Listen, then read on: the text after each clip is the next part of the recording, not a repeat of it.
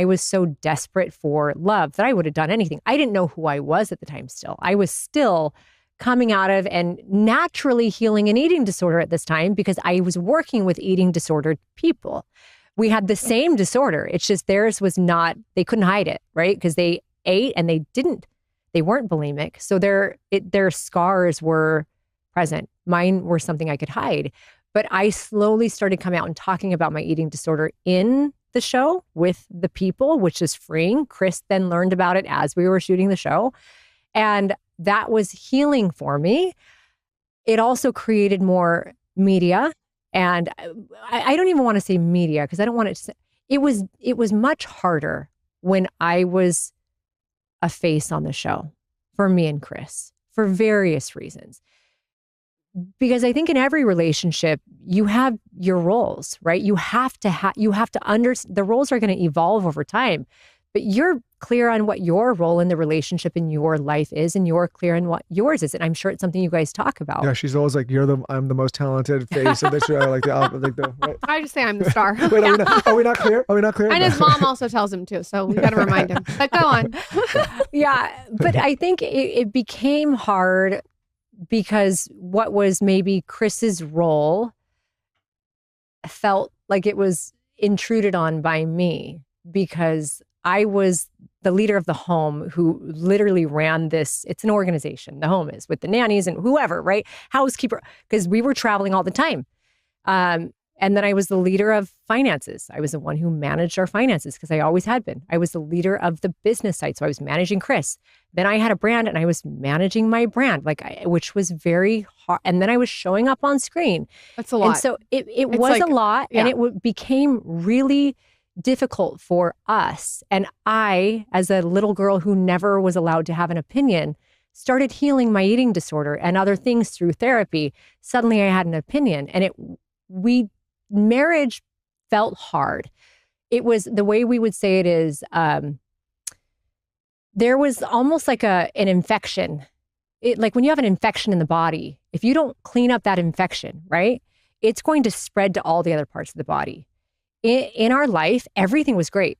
Our career was great. The kids were great. All the things were great. Our family dynamic was phenomenal. Like, it's still phenomenal. Like, it was awesome. The marriage and the expectation that we placed on ourselves to be married and what it didn't look like. We didn't do date nights. It just became mucky.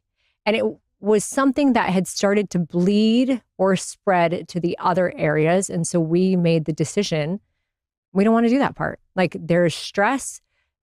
We were both not showing up in certain ways as our best selves because of the tension and the stress of pain that comes with marriage, not just marriage, but all the parts of marriage, right? And so we decided, okay, our original idea of we're never getting married because it does place a pressure, which we ended up getting married because I said, hold on, if we're going to have babies, you have to marry me. It was more of it wasn't like I love you, let's get married. It was like if we're going to do this family thing, society and religion says we need to be married, so you got to marry me. When you guys also had your lives on television with the world to see. Everything was public, social media. So divorce, we decided in 2019 that we were going to get divorced, and we lived together for a full year. So it was great. And we didn't tell anyone. No one. You were getting divorced. No, and we were going through it. I mean, the people, our business partners, it was like knew. a healthy. It sounds like the kids knew. Everything was great. Just the marriage was just not it. Yeah, and so by the time we decided to announce it in 2020, a full year later, we were already divorced. The kids had a full year to process without the world telling them how they should feel about divorce.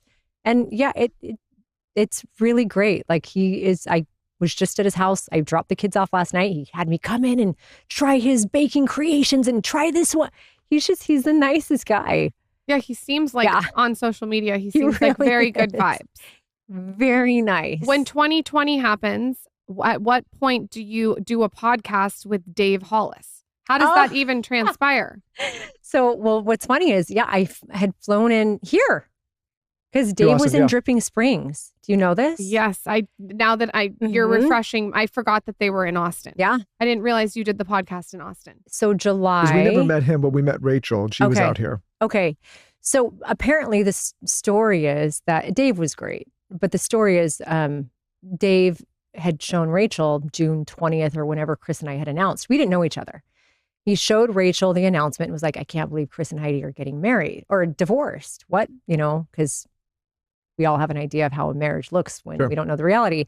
And then it was like he said, I feel like that was the beginning of the dismantling of our marriage. And it was like almost like maybe a subconscious, I don't know, dismantling or permission for their marriage to dismantle is how he felt. Well, there's similarities now that you talk. I mean, like if you put that kind of what I always think is if you put that kind of public pressure as like being that thing, like to get personal here, Lauren and I are very careful not to present that image. Like you don't see us skipping on a beach or holding hands or like we talk and we work together. Everyone knows we're married and we've known each other for a long time, but like we don't present as like the perfect couple online. Like and it's never been our thing to do. Well, it just feels like I don't need, because those relationships aren't perfect. Yeah. And people go through shit. And I just feel it's hard when you have a network controlling the edits. I mean, there's a lot of different puppets in the kitchen there. Yeah. And even if you are a perfect couple, it's like, don't put it out there because I kind of feel like it's a kiss of death. No, I don't want people commenting. Everything is going terribly for us over here. Truly. Yeah. No, but Dave, I mean, I didn't know him, but I met her and I think we told her this when she was on the show. It's like it was like this image of this thing and like telling other people how to be the thing. And I was just like, well, that's a lot. Yeah, it is. And there are similarities because, Chris and Rachel were truly the ones with the vision and the brand, right? And Chris, when I stepped in 2008, he had a decade or longer into his vision, right? So like there was like this was his. And so maybe it felt hard when I'm like, okay, here I'm benefiting off of, because I was only on screen, to be honest. It was me sitting here and having anything the way that I have is truly because Chris. Yes, I worked my ass off,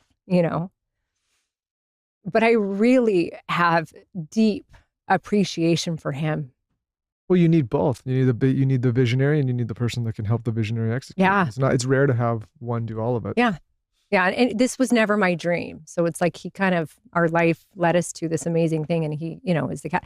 So Rachel and Dave, yes, he was he came into public life later. And I'm sure that made it very difficult because it is hard. But yes, so July 2020 is when I landed here in Austin to go do a podcast with Dave Hollis, who wanted to podcast about divorce because I was already in Texas. And I drove to his house because I didn't know if it was I had no idea what I was walking. Drove to a house and pulled up and I asked him I said, how are you doing? We didn't even know each other. How are you doing? And he said something like fucking shitty because divorce was going through or happening. And then we walked through, he started giving me a tour of the house and he then broke down crying. And I said, okay, we're going to talk. We're not going to shoot a podcast. So I sat there because I'd been through at this point 2 divorces. This was his first. And so I was therapy for him for, I don't even know how many hours. Never recorded the podcast. And we just became safe, really safe, connected friends. And dating didn't happen for months after that.